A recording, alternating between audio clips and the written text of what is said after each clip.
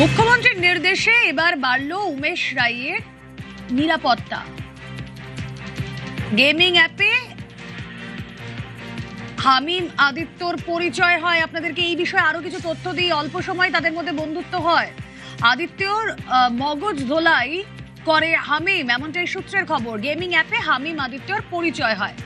উমেশ রায়ের ছেলেকে এভাবে হানি ট্র্যাপের ছক কষে দুজন। হামিম অর্পিতাকে জেরায় আদিত্যর হদিশ পাওয়া যায়।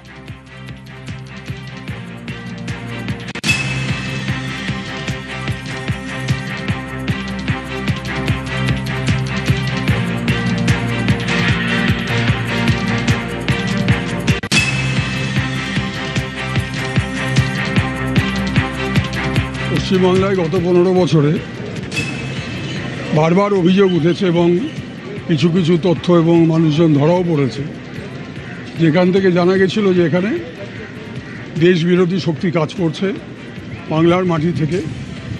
খাগড়াগড় কাণ্ড থেকে পরবর্তীকালে অনেকগুলো জায়গায় এগুলো প্রমাণ কেন্দ্রীয় এজেন্সি পেয়েছে এবং তখনকার রাজ্য সরকারও সেটা জানত।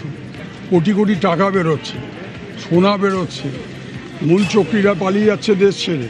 এই যে দেশের গাদ্দার যারা, ভারতবর্ষে যারা গাদ্দার, সেই গাদ্দাররা পশ্চিমবাংলাকে সেফ হ্যাভেন বা নিরাপদ আশ্রয় বেছে নিয়েছিল গত 15 বছরে।